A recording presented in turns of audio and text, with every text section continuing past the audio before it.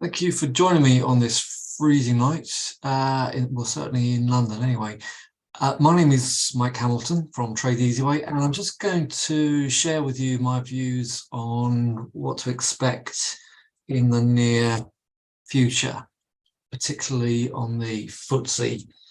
So I've got just three or four slides, and I'm going to elaborate on some of the fundamental and of course the technical reasons why I think this market is potentially going to drop hard. By all means, if you've got any questions or any points, type them in the little chat box there, and then if you want to contribute and have a chat and ask me something or share your views, then I can switch your microphone on. All right, in the meantime, let's get going. I'm going to keep this relatively short. I don't want to go on and on about this. I just want to share with you exactly what I'm seeing. Okay, so FTSE, they dropped to 6,200 this year. Last year, of course, was, as we all know, only to a bear market. Has this changed? Has any technical or fundamental reason changed to make this a bull market? Discuss. Okay, warning, health warning. I do not own a crystal ball. Like anybody else, I do not know where the market's going to be next week, let alone next month or in 6 months' time. Nobody does. So don't just sell the heck out of this market. We need to have specific technical reasons to sell this market, and anybody else who is going to short this market needs to have the utmost risk management skills in place. All right, so let's get going. Right, who am I? For those of you who do not know me, I have a long track record in trading. The September 87 trade figures came out about 3 or 4 days, or the week prior to the main 87 crash. So I sold 80% of my portfolio before this data came out, primarily just because I thought the market was overvalued. As simple as that. I did not know the market was going to crash. I just sold 80% of my portfolio because the market was overvalued. Simple as that. Same with the dot-com bust. I got out in the end of January into early Feb 2000. Sold most of my shares, and in fact the stock I did keep, which was minimal, I think just went to zero.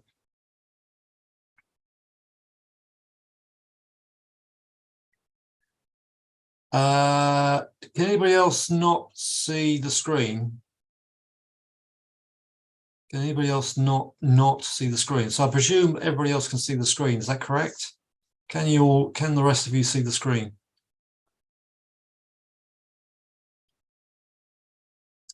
Right. I think I've got a solution to that. If you can't see the screen, use this link and watch it in YouTube.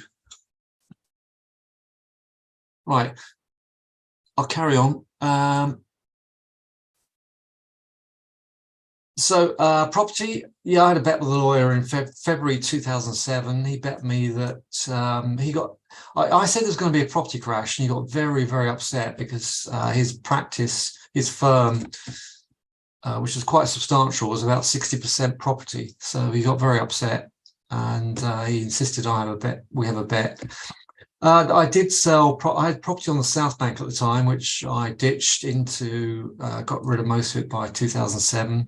The gold rush in 2008. So as a Brit, with obviously having a lot of sterling, I actually traded the gold in dollars. So with the dollar rushing up and the gold rushing up, double whammy. It's all on record about how I talked about the gas from April 21 onwards. And I'm currently, as you're about to hear, I'm going to talk to you about certain types of commodities in 2023, of which I'm already heavily involved in wheat. And I'll explain that and a reason. So, is the FTSE going to plunge in 23, and what impact does that have for the US as well, if any? We'll go over that, and we'll talk about the technicals and the reason for that. Right. What was the trigger? So I should say 22. What was the trigger for the drop in 22? The trigger, as we all know, just to remind ourselves, was Russia invading Ukraine, a massive spike in inflation because of the central bank screw up. I always held the view that the central banks should have started the rate cycle in 2018, halfway through the Trump era, and the President Trump put a lot of pressure on the Fed not to raise rates. If you look at the charts, the markets dropped heavily in the start of 2018 because the market expected a rate rise, and that rate cycle didn't start in 2018. It started last year, and of course, because it's so late in the day, they had to accelerate the rate cycle. Hence the reason why last year was such a bear market. 23, inflation is not going to just drift away. It's not going to fold up. Again, this is my personal view. There are pundits out there. There are so-called experts and fund managers who believe inflation is going to de-accelerate fast. I don't believe that. I don't believe energy is going to go back to the cheap levels that we had before this period of inflation. I believe the war is going to continue. I think Putin is going to go bust. I think Russia's going to go bust. And at that point, that will force them to the table. Until that happens, we know from history, we know from Syria, Afghanistan, etc., that Russia does not back down unless it really has to. In the UK, we have an environment which is particular to the UK and not affecting economies like the US and Germany, for example, because we have incredible political instability. I think it was a laughable politics last autumn in the UK. On top of that, we've got strikes. I think Rishi Sunak has no fixed mandate, and therefore I think there is a chance that he could call an election this year. And that would increase instability and assist in the downward move that I'm predicting in the FTSE. I've long since been thinking the housing bubble in the UK, it's not unique to the UK, but I think the housing bubble in the UK is at an extreme level. I think people are, anybody who's bought in the last 5 years is probably mortgaged up to the eyeballs, and 1.7 million people are coming off fixed rates this year. We've got a health crisis in the UK, and of course that affects other economies as well, but it's particularly bad in the way our health service is engineered at the moment. I think it needs drastic reform, but I don't think we're going to get it soon. We are going to get reform in the health service, but not immediately. The other aspect is baby boomers. The post-World War baby boom in Europe in particular, and of course the US, was incredible, and a lot of those baby boomers are now retiring, and they're retiring early. So we have not only have an aging population, we have a lot of people coming out of the workforce as well. Brexit. I think Brexit, my personal view is Brexit was a disaster. Why would you want to leave one of the biggest economic regions in the world? Pre-Brexit, UK had, a couple of years before Brexit, we had the second highest growth level in the G7. We now have the lowest growth level. I think it's the lowest level in the G7. doesn't matter about whether you agree with that or not. It's just about these markets. Let's stick to the markets. Right, last slide before we move on to talk about the actual technicals and go into more detail. What am I trading in 2023? Right, I've already said I have a hunger to get into and am engaging in the what I call the softs market. In other words, wheat in particular. I think coffee is the next one that's set to reverse. We'll have a look at coffee, and I think soybeans are already so bullish. They're not sitting back very much. That's the reason why I'm heavily into wheat, because wheat has pulled back to a greater extent. We'll talk about the commodities as we go on. Of course, if I think the FTSE is going to plunge, I am selling highs.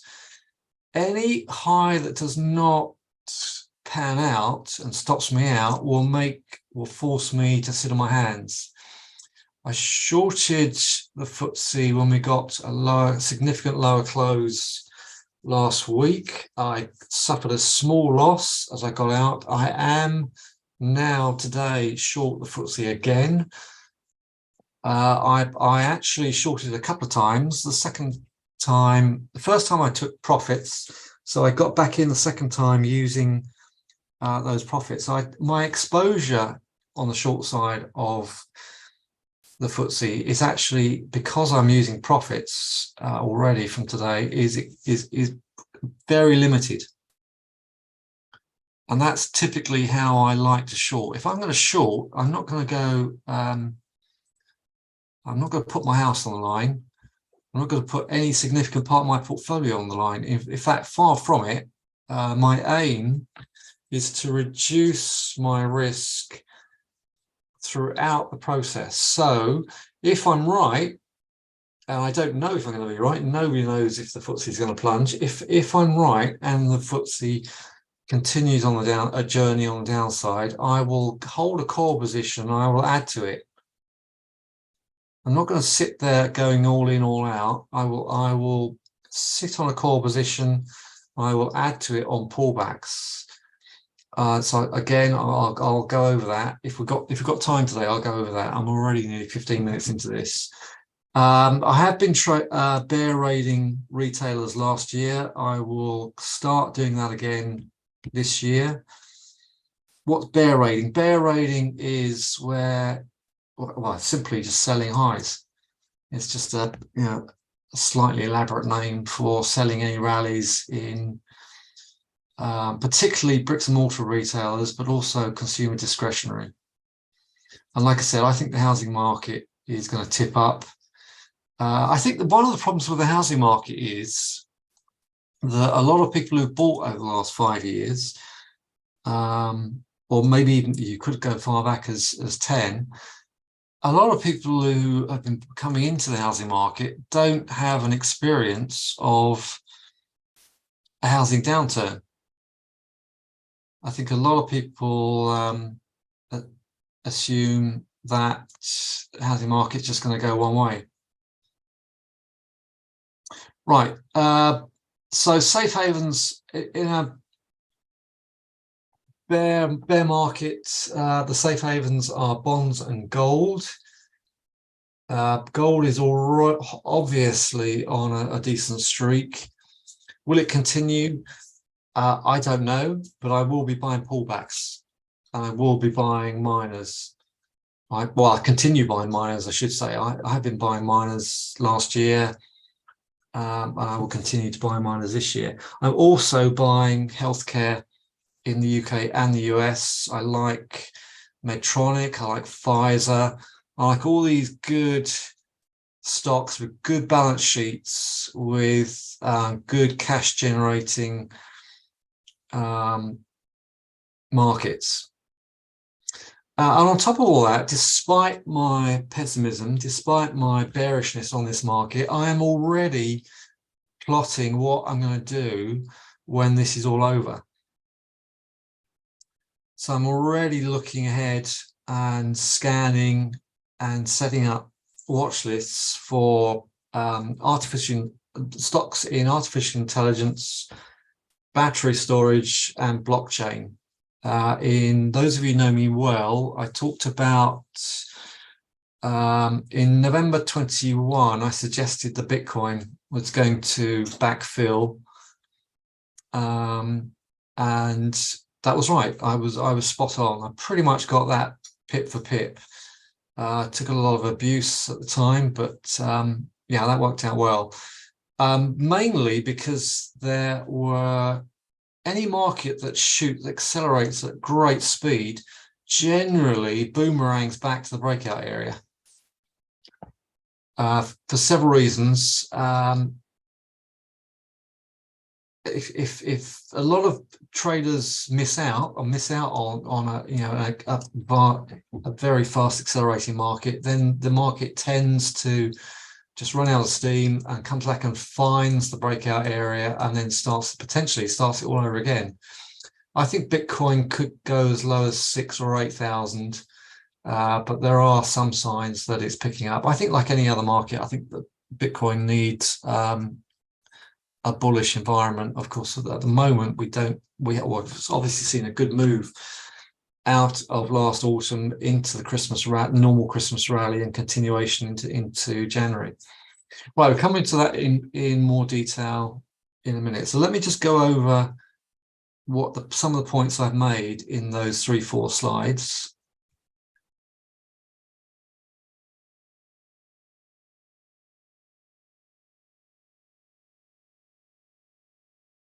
Right, this is the FTSE index on a daily chart, and we'll look at the US as well. Okay, so we've had this FTSE was in basically a huge box, which you could take back to, I think you take this box play back to 2021. What's a box play? A box is just, as it says on the tin, I think this market has been in just a huge rectangular box.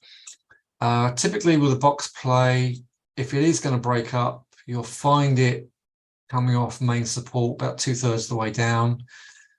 But what I'm looking for here is, I'm looking for this to be the end of a massive consolidation.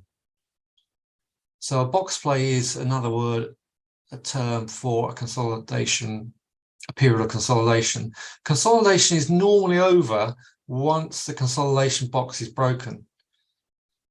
And if we've got time, I'll show you many other examples that happened 1, 2, 3+ years ago about consolidations that have been completed after a breakout. So if this breakout is a false breakout, and we end up, when we come back and into 7,700 and stay under 7,700, then I think we can find those lows I'm talking about. Now, why was I shorting today? I was shorting today because if you look at this current breakout from this move from the 13th of August to the 30th of November,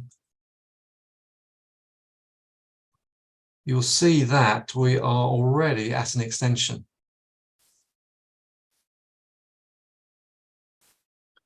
So if this big box play is a false breakout, I have, like I said, I've already shorted these highs, not got a massive stop. My stop's above this resistance area here, and I now need this to come back and come underneath this 7,700.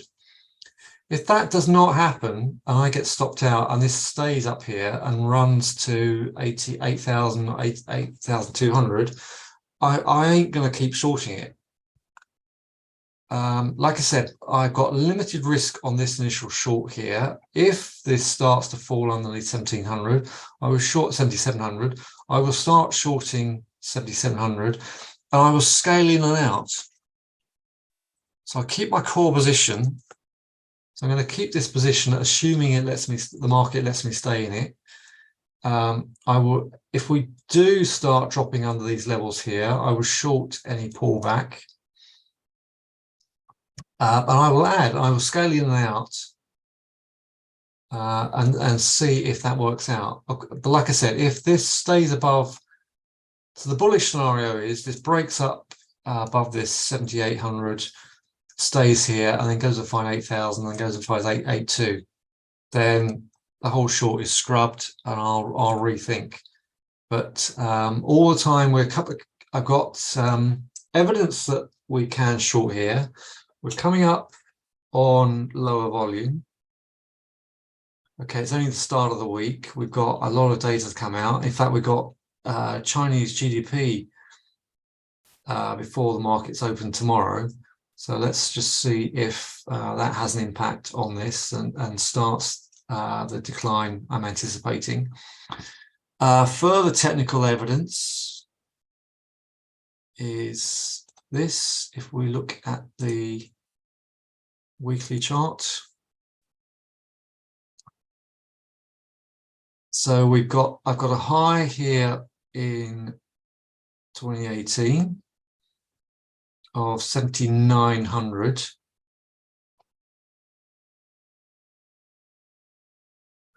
So if we fall back, 6,000 falls into the ambush zone.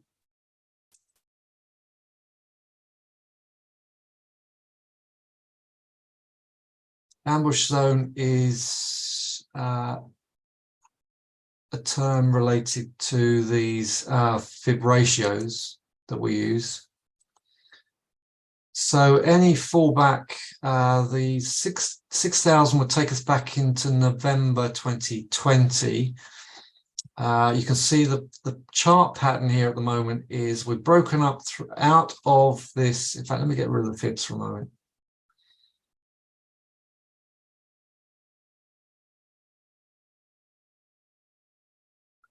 So we have broken out of this channel, this linear regression channel, and whoops, didn't mean to do that. Let's pop that back. You can see there is significant resistance up here from that 2018 high. Oops, I wish that chart wouldn't do that. So all we've done at the moment is go back into that drop zone from May 18. You can see this is the initial. I talked about how the markets dropped in early 2018. Yeah, this is where the markets expected a rate cycle to start here in 2018, and it didn't happen.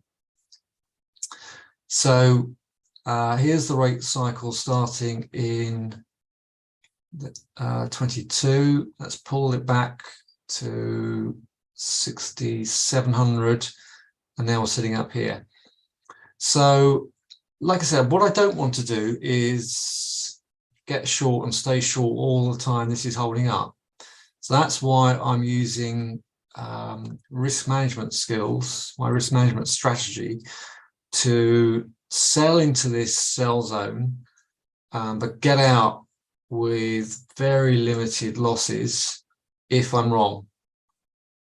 So again, technically, another technical aspect of this is it's a three-wave correction. It's a box play. We're coming up on low volume. So this meets my short criteria. The bottom line is this meets my short criteria. And so if that works out, then I would look for 6.2. If this gets really bearish and the impact of those fundamentals I've talked about on the FTSE really get a grip on this market, then obviously we could easily come under 6,000 and fall back into some of this pandemic support down here. All right, so that's the scenario on that one. If you look at So on the plus side now, switching on to another aspect of what I've talked about, and that is the wheat. Why am I buying the wheat? So one of the aspects of this strategy is not just selling everything, not selling the heck out of everything. It is actually buying into markets that I think are going to benefit from this situation we've got. And I think this on this weekly chart, like I said, I'm already long the wheat on this, because if we come out of this chart pattern, to me, this is a very bullish chart pattern. You've got support from Jan 22, August 22, and we were down here in the very early part of last month as well. If we close above $8, I'm looking for this to get to 15, 16 bucks. If this comes out of here. If you now look, so I'm buying lows in the wheat. I need this to close above $8 minimum. And I'm expecting this to punch through 10 as the year gets going. The crop reports come out in February. If we come out of the back end of February higher on volume, I'm staying in. I mentioned coffee, so I'll quickly have a look at coffee. This is beaten up and has no buy signal.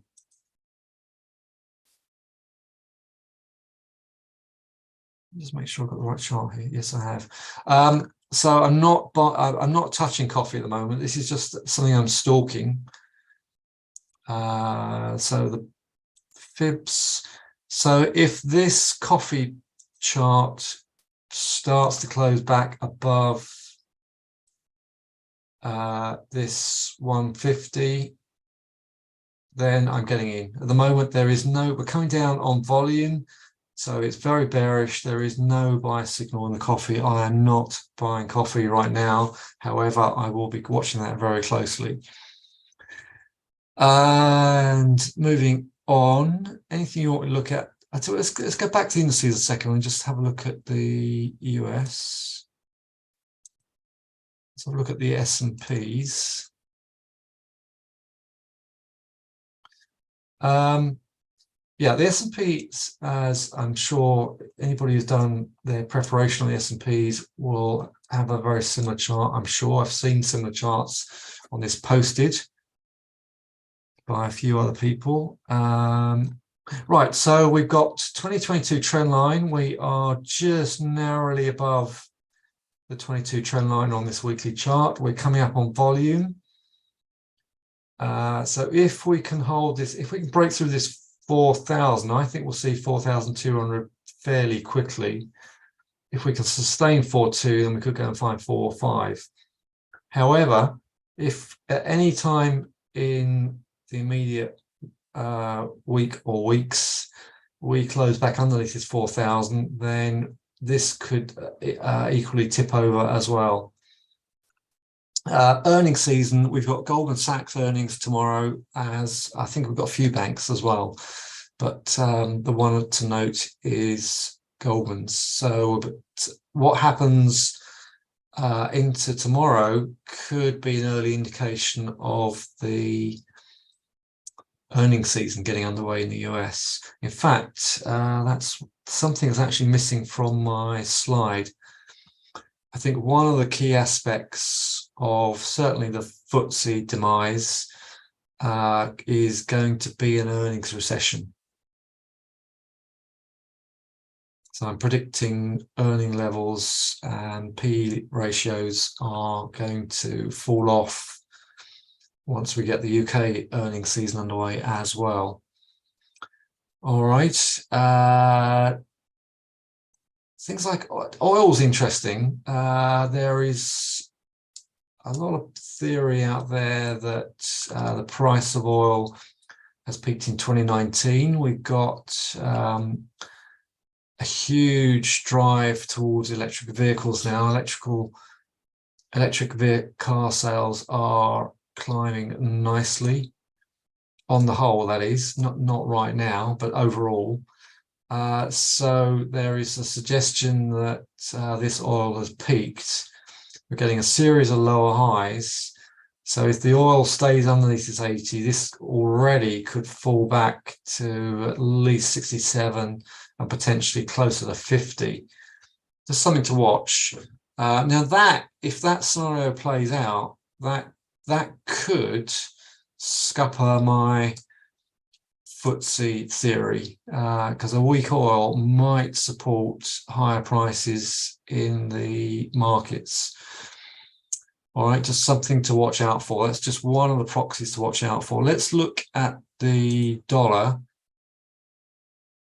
Dollar's obviously a safe haven. It's still reserve currency as we speak, although there is a threat to the fiat currency of the dollar.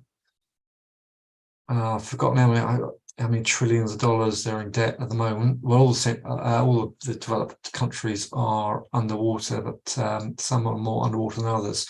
Right, okay, so we're in a key support area on this dollar. If this dollar powers up, that could spell problems for the US market as well. You can see we're right on the line there. If the US dollar is to lose its title as the global reserve currency, then I think what could be the trigger for this one could be markets like China and India getting together and launching a new reserve currency, but we'll see. Right, let's go to a couple other things to watch out for. Volatility index. Now, this volatility index has fallen out of support. If that pops back above this 2022 level, be warned. This volatility index could be yet another proxy for a lot more weakness in the markets. So that's just something else. I mean, it's all written. It's all been priced into the index, so you don't need to call up the volatility index, but it is useful to see where that is going. In the meantime, let's just flick across to a couple of other aspects of the things I've talked about. Let's look at some retailers in the UK. Let me pick one. Let's pick this shoe zone. Wow, I was you can see how I've mapped this shoe zone out. I thought this £2 mark was going to drop, and this is completely defied my analysis. I thought we got some lower closes here in November, and for some reason this thing is flying. It's actually flying on relatively low volume, so I'm still going to stalk this one. I did short this and got stopped out. Once it broke through 195, I got stopped out. But that's the kind of thing I will be looking for. Let's look at Card Factory. I was shorting this last year. Again, I backed off. In actual fact, it's at a very, very interesting point here. If Card Factory starts to close lower on volume, I will be shorting that one as well. Right. Anybody got any questions? Because I've got people are slipping off. So let's see if anybody's got any questions at this stage. Now, what I'm going to be doing this week I'm going to be launching a very simple service to help you guys track this. It's going to have a very modest charge, but it's going to have regular weekly meetings purely to follow up on all the aspects I've just talked about, and because if there is follow through and it appears that this analysis is justified, technically justified in what the markets are doing, then I'm going to be showing you much more details about what I'm doing and how I'm going to be engaging this market. All right, so if there's no questions, I'm actually going to leave it there, and I'm going to drop you all a line in a couple of days' time and talk to you about how you can come along and join me in additional sessions to cover this market. Right. Let's go through a couple of other things I'm doing as well. In the things like, if you look at what's happening in the US market, if you look at good growth stocks are still beaten up. This is something called Path. I did trade this earlier last year and got stopped out. The volume is coming in on this, so I might consider some of these stocks, but I will. At the moment, that's not a particularly impressive bounce, so I'm not tempted back in on these. Let's look at Uber. Yeah, so I mean, there are. I'm much more optimistic about the US market than I am, well, particularly against the UK, definitely. So I would not shy away from entering some of these US stocks. I'm just not going crazy. I'm just not filling my boots on UK stocks. So Uber has already had a couple of waves to the upside. That looks as if that can come and see maybe $40 or more at this rate. If we sit on top of that chart pattern, any pullbacks are viable on that Uber. Here's Pfizer. The Pfizer has. There was a story out of Pfizer last week. I've forgotten what it was. There's an issue. Anyway, I'm not trading Pfizer at the moment, but I would like a deeper pullback. I would like to see that get close to 42. However, if we start holding up here, I will scale into Pfizer. It is on a trend line. So those are stocks I like. These are the kinds of stocks I'm going to be talking about. Let's have a look at Chipmaker. MU is threatening to pick up. Well, it has picked up some already.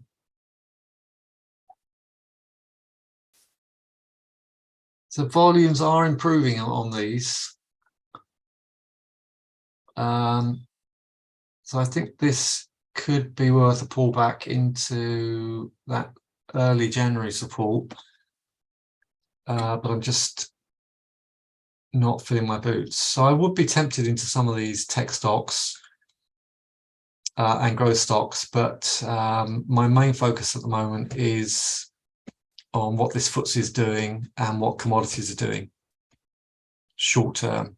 And I will expand that as we get deeper into the second half of January and February gets going. All right, we've got the Fed on the 1st of February as well. So as for my predictions on interest rates, well, I think the overall view is we've still got a good 50, maybe 100 basis points to come on top of these existing rates. I think rates will hold up through 2023, and that's going to be that's going to support my theory about weaker markets, particularly, and of course in the UK. The fact that the rate cycle is not going to roll over, it's not going to drop off. I think rates will stay firm. I think we've got inflation will stay firm. I don't think inflation is going to drop off in the way that some people think it will. And we're not going back to the lower energy costs that we had prior to all this. Right. I'm going to leave it there because I've been talking for 40 minutes non-stop. You're looking at Aries Commercial Real Estate, right?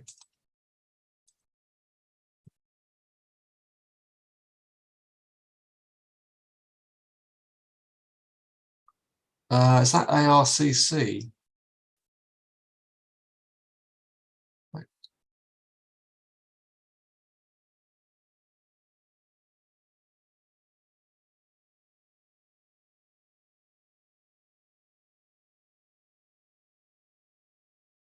No, it's not. I got it. Okay. ACRE, well, on this platform. Yeah, a lot of volume, some volume coming in. This is the kind of pattern we're seeing across the markets at the moment.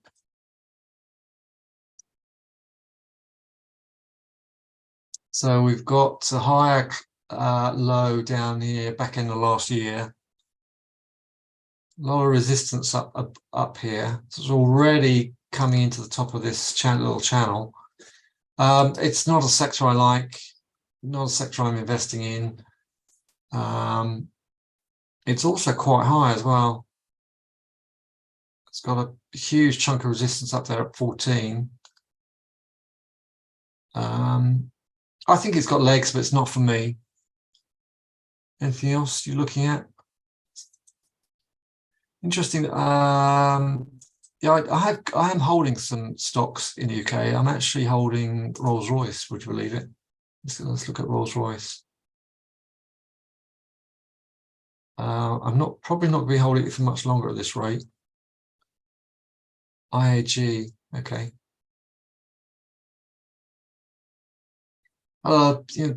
Decent push up in volume recently. I think I'll tell you what, if that gets close to £152, I'm just going to take the profits and run. IAG, right, let me just find that on my list.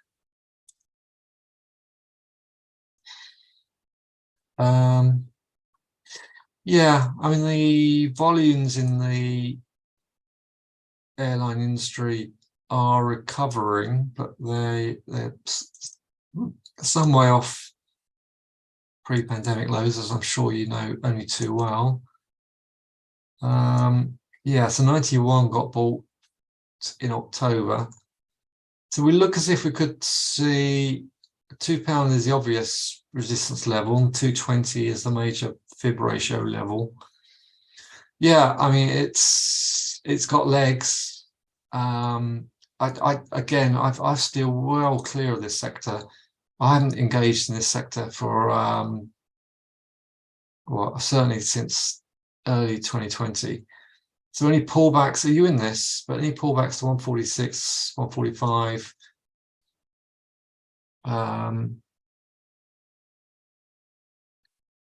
you're in it, right? And right. That was it. Yeah, thanks, Cecil. Yeah, that was the story that was out. An issue to do with the COVID. You sold PAF. Have you? Right. Okay, that's interesting. Let's have a look at PAF. It's not been a great stock, has it? It's really, yeah. So it's already hit a lot of resistance up there. Volumes are okay. So you obviously feel PAF's just not got enough oomph to keep going then. Let's have a look at the miners, because some of the other, I think Griffin's had a run, isn't it? Now, see, the volumes are rubbish on this. Centamin. Now, Centamin's doing a decent run. I mean, that's gone from 72 into 128 and seen a lot of profit taking. Rothschild.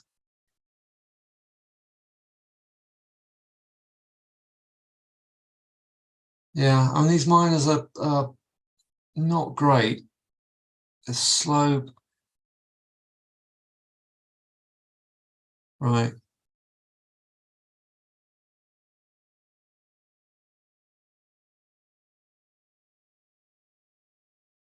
Okay.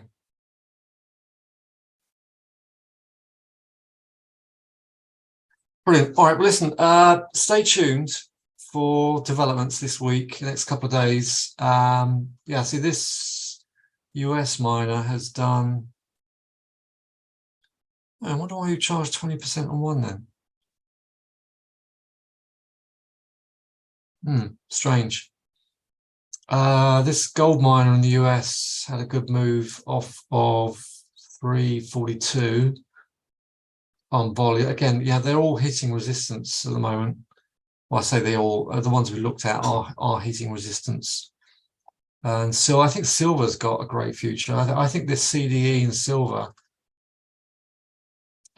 if you want to benefit from silver and you fancy a trade on the US market, I think this CDE could do well.